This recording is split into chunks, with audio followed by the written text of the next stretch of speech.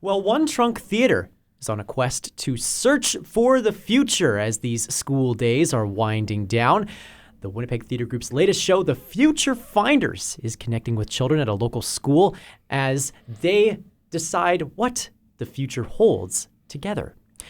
One of the performers who is on this quest with One Trunk Theater is their artist-in-residence, Ben Thornsley. Tanner Manson is the co-artistic producer with the company, and they both join us in the Classic 107 studios this morning. Good morning, you two. Good morning, Nolan. Thanks so much for joining us. I wish every guest was as enthusiastic as you are, Tanner. The coffee is hitting right this morning. Perfect. So before we go any further, maybe, Tanner, you can speak to how this collaboration with a Winnipeg school came to be in the first place for the Future Finders.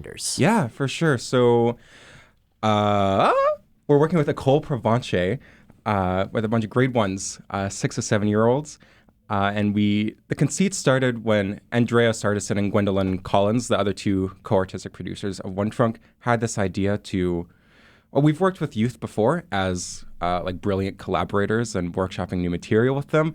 And so it's fun to figure out which age brackets we want to work with. And so Andrea just so happens to have kids at École Provence. So we had an easy in the grade 1 classrooms there. So we've been working with 3 grade 1 classes at École Provence, visiting them from the future. Oh, okay. Yeah. Ben, what does that future visit look like in practice when you are working with these first graders? Yeah, well, it generally begins with the beacon flaring to life. The beacon is this... it's like a Kleenex box that I've covered in like silver duct tape. And we sneak a Bose speaker into it and we ferret it inside. And it has like this transmission of like, hey, we're coming in. The Future Finders are coming to meet you. And then we often run in with some sort of kind of trouble that we're going into. And I think that it really like we begin with like a joint fiction that all the kids kind of are on board with. And it's like for the next like 40 minutes, this is real. We're time travelers from the future. We need your help. And we're going to sing a song about it, or we're going to do a game about it, or we're going to draw pictures or something, and then we do like interviews and stuff. And yeah, it seems like a very wide, varied sort of an approach to discover the future together. Tanner, maybe we can zoom it out on this a little bit to say, what is it about One Trunk Theater that would make this sort of artistic venture interested in a collaboration with first graders in the first place? Yeah, well... One Trunk always makes new theater. We work in a devised way. So a devised way means we don't always work with a solo playwright. We bring in collaborators from all different disciplines and like walks of life. We've worked with chefs and graphic novelists and dancers and so many different like variations. And so One Trunk just like there's so many questions right now about what does the future hold? What do we want to see? And like we can answer those questions, but what the more interesting answer is like what does the future actually want to see? And the future is these 6 and 7-year-olds. And so walking into their classrooms, playing these kind of dumb idiots from the year 3000 and just being like, what is the alphabet? Like, can you teach me? And then they show us, and then we ask them like, what do they want to see in the future? And like, what do they know about the past? It's just so inspiring to be like, oh, they know what they want to see. And we just have to like listen and like not presuppose what we think we know about what the future might hold. That's quite an open way to approach this sort of a project, Ben. It occurs to me that there's probably quite a lot of very interesting ideas that emerge from a creative setting like this. What do you see when you are working with these first graders about what they are seeing the future looking like through the lens of this sort of devised theater and all these various exercises that you were laying out before? Mm-hmm. Well, just the other day, we did an exercise where we asked them, like, what are the location? What does the year 3000 look like to you? What are the inventions in the year 3000? One of my favorites was that there was a machine that turned garbage into tigers, which I thought would be awesome because we're low on tigers and high on garbage, so it's kind of a win-win. There's a lot of, very interesting scenery. It's so imaginative and beautiful, and it's just like I feel like I can get right in there. There was one vision of the future was we had half desert and then half forest, where it's full of fairies and berries and stuff. It was just, there's I don't know. It's such a vibrant kind of future. It's so fun to live in. It seems like a very joy-filled future as well. And to say nothing about imagining such a future for for kids that are in the first grade, I would imagine also that it's quite an edifying experience for an artist to be able to participate in a space like this. What do you take away from participating in creating the Future Finders on a regular basis with these first graders and bring into sort of the rest of your artistic practice? Or even more generally, what do you take away from this sort of joy-filled experience into the rest of your life as a fully grown human being? Yeah, well, I mean, it's a wonderful distinction to make, because I think that like being a fully rounded person makes you a rounded artist, right? And yeah, like this job is kind of the highlight of my week when we come in. Yeah. I've been doing a lot of work recently, working with children. I've worked with Rainbow Stages Summer Camp. I've worked with Meraki Theater, which is like a theater program. And this was like a recent pivot of like going from thinking of myself as more of a playwright, and now thinking of myself as more of a well-rounded individual that just also happens to be quite good with working with kids. It's so wonderful. It's the pressure is, I don't know, I guess it's so important. You want to get it right, Sure. you know, but the pressure's so off, and it's like they're so willing to follow you with whatever weird idea. You just have to make it like fun and interesting, and like you respect their time and what they want to do. I find like you can they're way smarter than you think. They remember all the different bits of the fiction that we kind of put together. And so we have to remember everything. As you're speaking, it occurs to me that maybe we as adults maybe have more limitations on imagining what the future can look like, because we have sort of these walls, these criteria built up along for us as we, well, just go through our lives, and that this isn't necessarily the case with first graders. Now, hopefully, École Provencher is not the only ones to get to benefit from the Future Finders. What are the next sort of steps here, Tanner, are you imagining for this project, and what it can be maybe here in the city of Winnipeg, but maybe also beyond? Yeah, for sure. I mean, who knows what the future might hold? No, we're hoping. So we've come in, Ben's done a beautiful job of writing kind of these 10-minute sketches that kind of kick off these 40-minute workshops you do with the youth.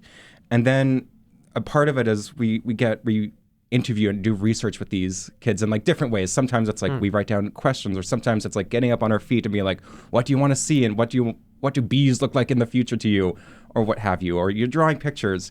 And so now we have all this great source material from these 60-ish kids, 6 to 7-year-olds, and think it's like Ben and me and Gwen and Andrea coming back together and looking at all this material, including like the scenes and some songs that Ben has written, and being like, okay, is this could be turned into a 45-minute play where youth like sit, might be more a traditional sense, and we get kids into a gymnasium at their school, and like the time travelers come and visit them there? Or is it about like honing in these like series of workshops, and like do they become more like sketches with more participatory elements?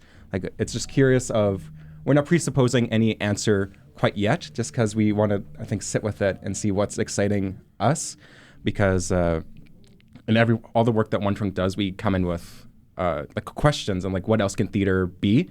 And so we don't want to assume the answer before we have all the material. So I think we're excited for what the future holds, and we love working with youth, and the more the merrier.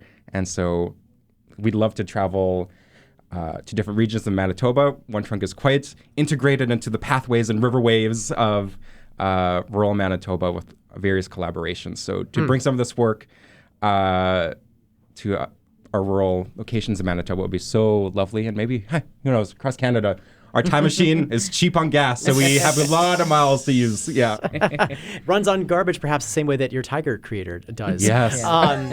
So as you've been working on this, Tanner, I would imagine also that you're getting lots of feedback, not only from the students, but perhaps also from the staff at École Provencher. What are you hearing from the other adults who are observing this project as it continues to take shape? Oh, I think it's lovely for the teachers to have 45 minutes off where we just I'm sure they're not kids off. Yeah. I'm sure they're not complaining either. No, it's so fun to just be these kind of little weirdos going into the school, and just for like every Wednesday morning for the past 3 weeks, just committing to this magical realism that we're bringing to the school. We've had like the we've had some of the teachers like participate where we've left the beacon in the classroom and it starts beeping and they have to find it and the kids like freak out and they're cheering like they're back.